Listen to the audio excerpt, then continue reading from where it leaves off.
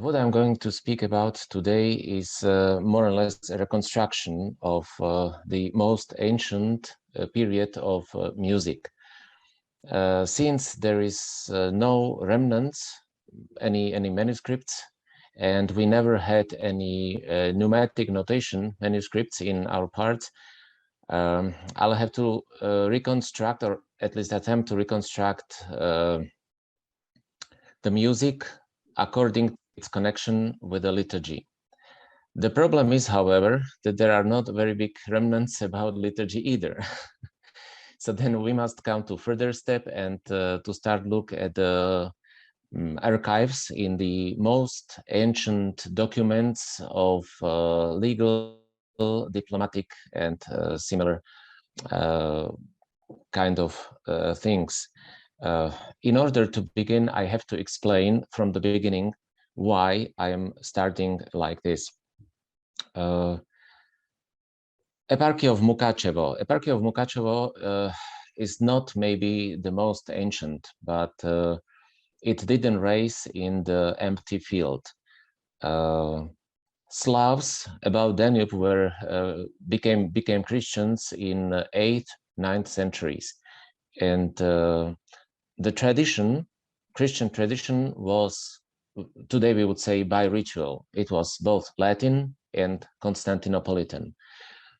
And even with Arpadian dynasty, which ruled from year 1000 until 1301, this dynasty had very close connections with not only Constantinople, but also with Kiev and Volhynia, which is today Ukraine, etc.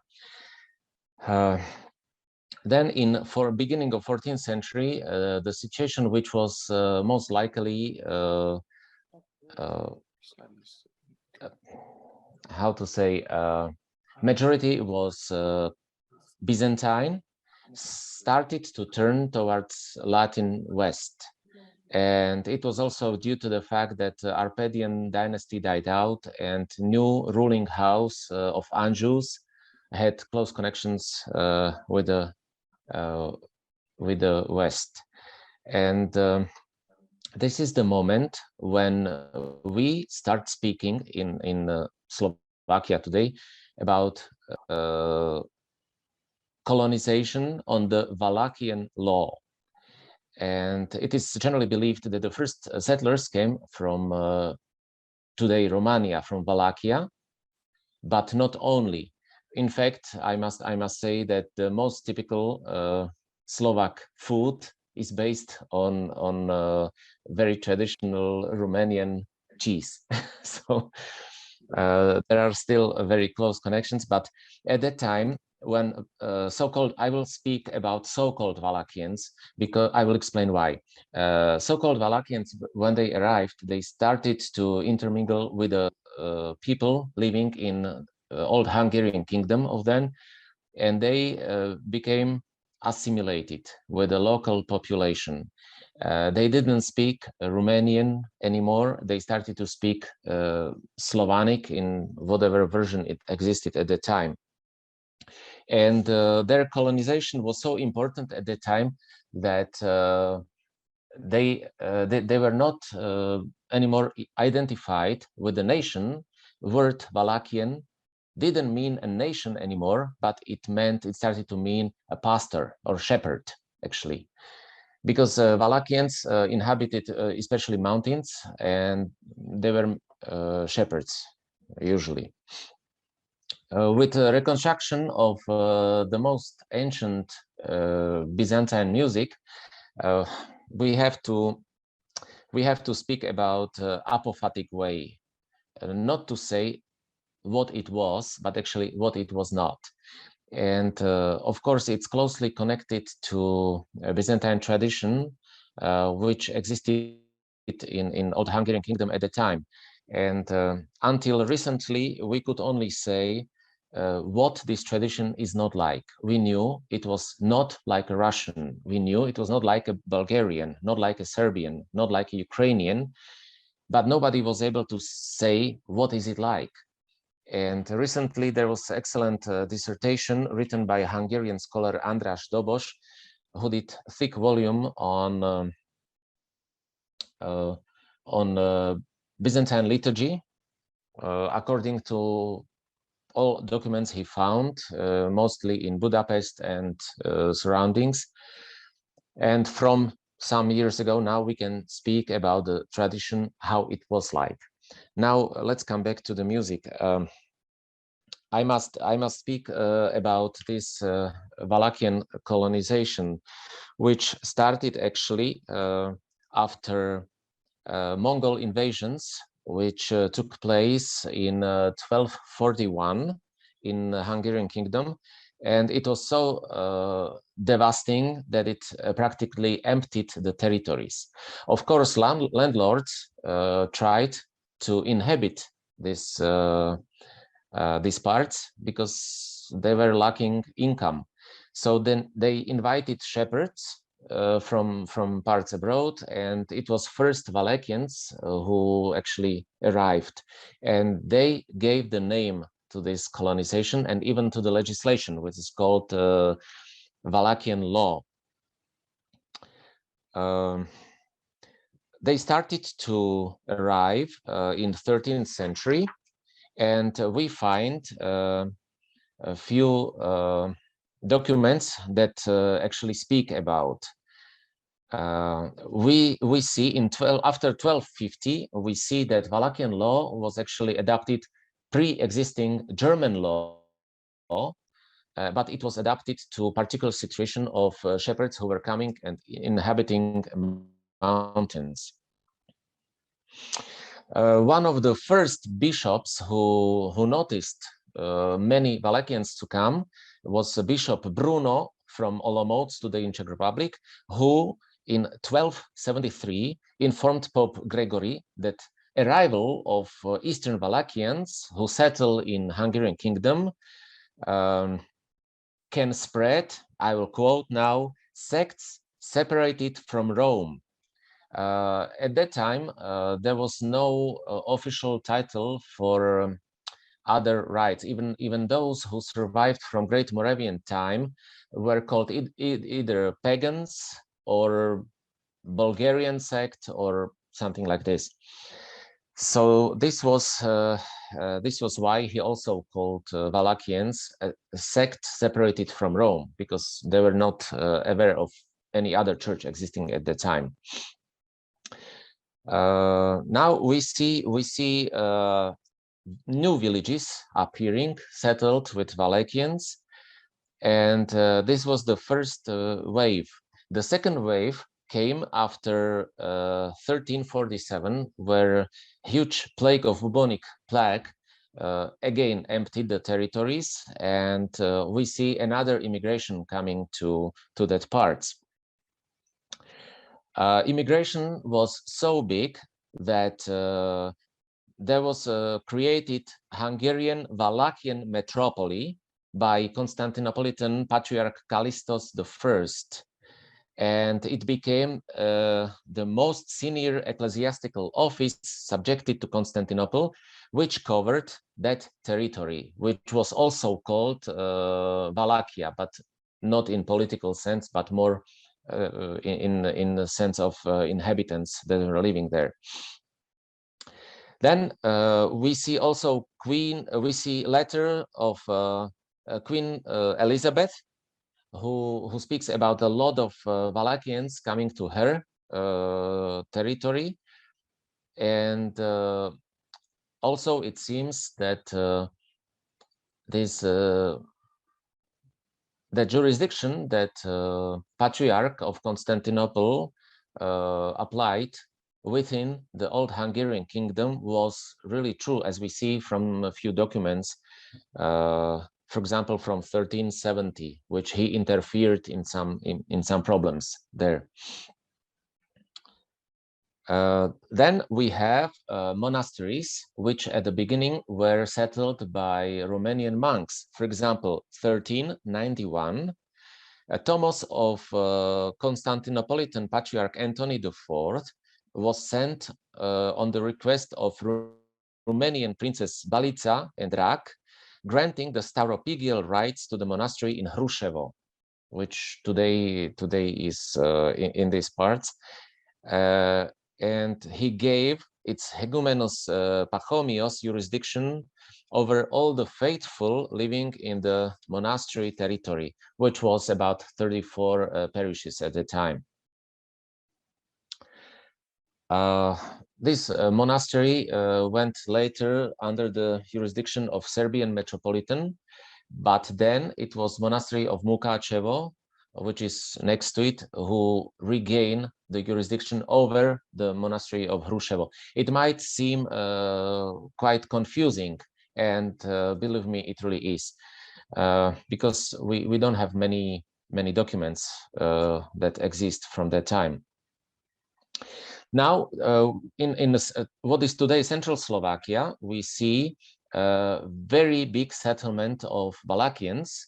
And what was interesting, immigrants who came from Wallachia, they from the beginning they came with their priests, but later priests were not coming anymore. So those people, those faithful, not having any hierarchy, started to attend, to visit Latin churches which were in surroundings, which was maybe okay with them, but apparently it was not quite okay with Latin hierarchy. And we see another document sent by Pope Boniface IX, who renewed the episcopal privileges to Spiš. Spiš is central part of Slovakia today. Spiš provost, due to the fact that a large number of Ruthenians and Wallachians receive all the sacraments. And also there were other Hungarians and Germans and other Orthodox who were coming to the church, and they started to receive all the sacraments, but according to canon law of then, Latin priests were not allowed to administer these sacraments to other religious groups. So, and this is the reason why Pope Boniface gave this privilege to this particular provost. So he was able to administer sacraments to Orthodox inhabitants living in his territory. So, Simon, I'm very sorry to disturb you, but do you have some photos which you are showing to us and we did not see them? Oh, unfortunately, I don't. I have prepared few things, and I was ready to submit them to the publication later on. The problem is that I just returned from Finland few days ago, and I didn't have time to put all together. I apologize to everybody.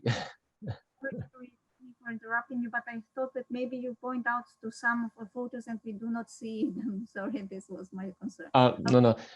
I will send it. I will send it with my paper later. Okay. Now, in the second half of 15th century, there was a strange fact appearing in the documents. Somehow, Wallachians disappeared. We don't see anymore any Wallachian immigration, but we see Ruthenians. And so far, of course, research is not finished yet, but it seems that Wallachians were still living there. But from the point of view of local government, Ruthenians and Wallachians started to be put in one single pot, let's say. So they started to call them Ruthenians, although they were Wallachians from Romania. And as we will see later, it will be not only Wallachia, but also Moldavia, from where immigrants were coming. In 1458, we see first documents about concerning the Mukachevo monastery, which is the most important for this region because it gave the name to particular tradition. And Romanian input to this tradition came actually from before. That's why it's very important to reconstruct where exactly came these people from, what tradition did they bring with them, and what tradition started to be mixed with existing post-Great Moravian tradition, existing Latin tradition, and also tradition from Rus de Kiev, Kievan Rus, or Ukraine, or Russia, or Belorussia, or whatever you call, because Romanian colonization was not the only who arrived to Old Hungarian Kingdom. We have many other people coming from bordering parts of Poland, of today's Ukraine, Belorussia, and Russia, etc. So now I speak only about Romanians, but there were also other. And they started to mix together, and the government found one new common name for all of them, and it is Ruthenians. So under word of Ruthenians, we have many other nations, even Germans, Czechs, Hungarians, etc. But they were specified by one very important moment. They belonged to the Orthodox Church. And this was the crucial moment why they started to put all together under one single name. Now back to monastery in Mukacevo. We see that Romanian history started there with year 1599, when Mukacevo Castle with its surroundings was annexed by Prince Mihal, who instituted their Bishop Sergius, who came from Tismana Monastery, and he arrived to Mukacevo in 1600. But already in 1601, after Prince died, he retired to Hrushevo Monastery, and in 1619 he returned to probably to his monastery Tismana, where he died around 1629. We can suppose that there were also other monks coming from Romania at the time, and also we must suppose also music coming from that parts too. Well, most important thing, or very important thing also, is that before there were any bishops in Old Hungarian Kingdom, many candidates were going around to be consecrated bishops from other bishops. And we see in few documents in 1627, Bishop John Gregorovich, elected Bishop of Mukachevo, he was consecrated a bishop by a bishop of Iași. And same in 1633, Basil Tarasovich at the same place. They were also going to for consecration to Halič, probably to Lviv, but also to Poland and even further to Kiev. But this is not really a topic of this paper. We see that about mid-17th century, there is no more any mention about Wallachian immigration, and in Old Hungarian Kingdom we start to see Serbian people coming, which were escaping the Ottoman Empire, who advanced as far as Vienna, actually. Okay, so this is where my notes end, and now I have to explain everything. There is, as I said, there is no any direct proof that would speak about direct connection with Romanian tradition.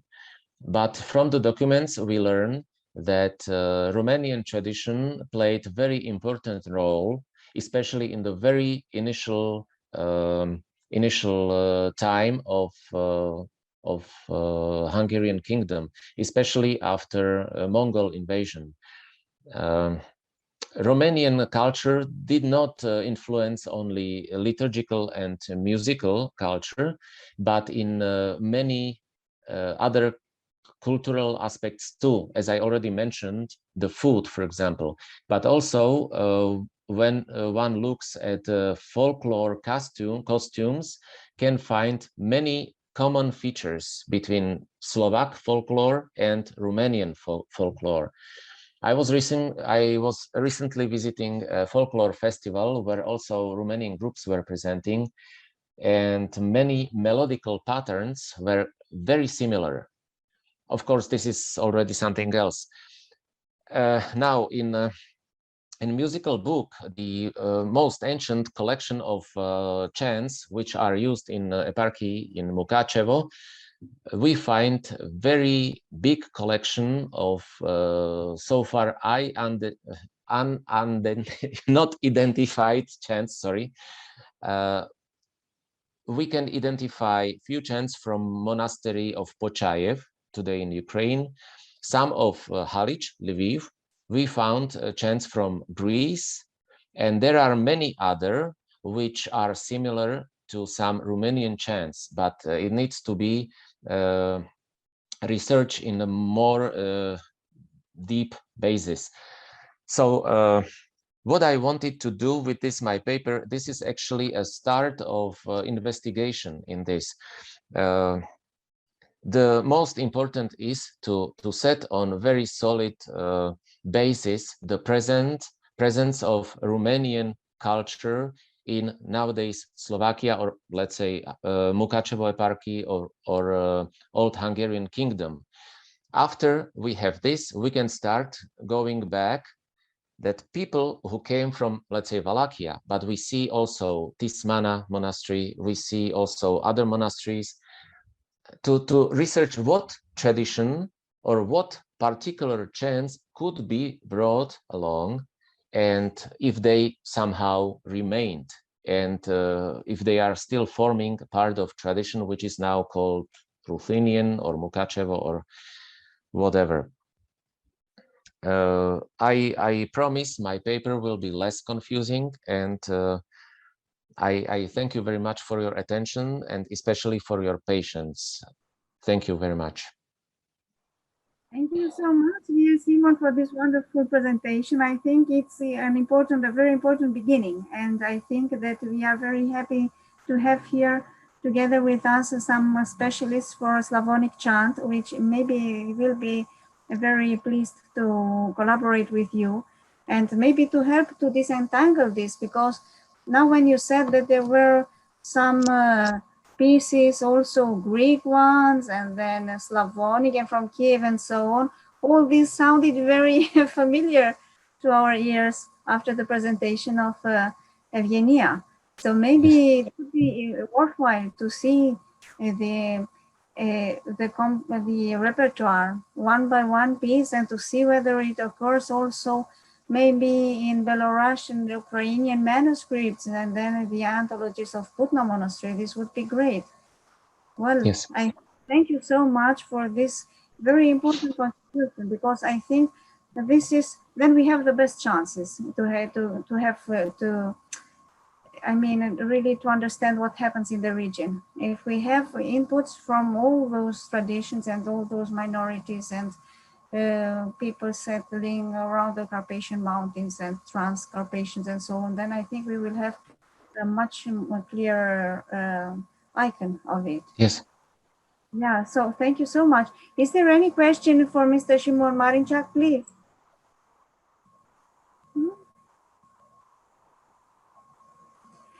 If there isn't, I would like, Simon, to ask you about yes. the date of that collection you spoke about. Is this a collection, this collection of songs you mentioned towards the end of your presentation? Yes, unfortunately, I have to say that it's very late collection, because, no, I will explain. This collection comes from 1906, and actually it is collection of all chants which chanter in Uzhhorod Cathedral, where Eparchy of Mukachevo has its seat, was chanting by heart. That's why actually it's not very ancient, but it is a collection of the chants, how they sounded at that time. I was doing research in few of those, and before, what is very striking, it was mostly or almost exclusively manuscripts which were used. for chanting, despite the fact that in year 1700 was published the very first Slavic etymologion in Kievan notation.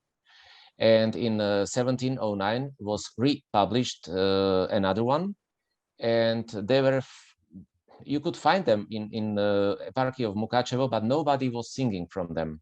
I don't understand why. I cannot find why, but they will still copying manuscripts and going at different feasts to different countries, coming back with new music, etc., writing it down and singing new repertoire instead of using the one which was ready and published. On one side, it is not understandable. On the other, it is enriching the local tradition. But the local tradition thus becomes quite eclectic. It's not very genuine, but it's more a collection of different chants. Well,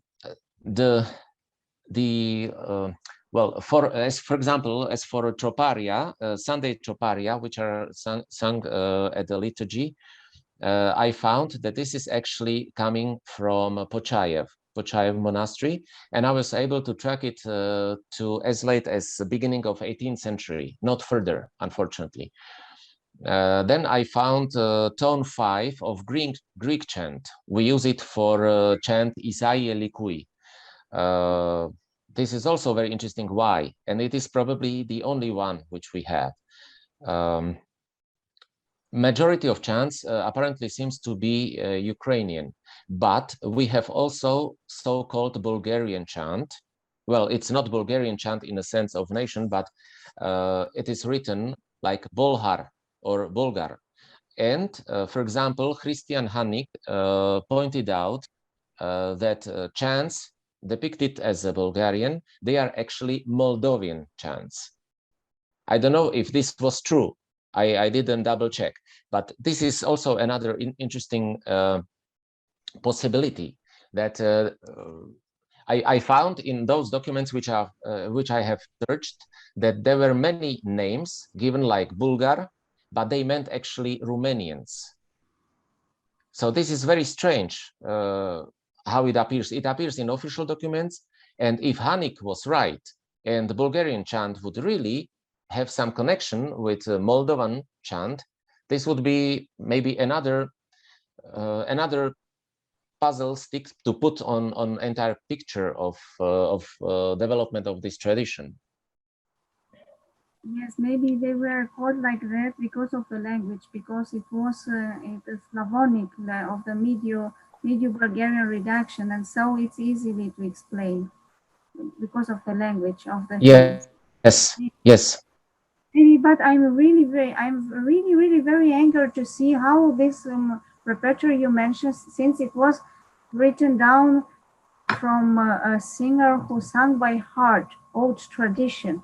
So we should not reject it. So we say recentiores non deteriores. So it might be a later source, but it might be very valuable and bring some unique things we are looking for in older manuscripts. So welcome to this study group for Putna Monastery musical tradition. And you joined us. And I think that in collaboration with Evgenia and with Anna Ibiseva and with Father Avram, of course, maybe some beautiful things can come to the surface, and also with Sara Peno from the Serbian tradition, because it's just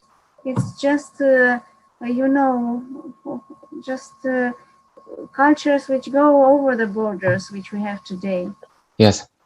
People traveling with their heart, with their music, with their food, with their culture. So it's really great to try to find these traces out.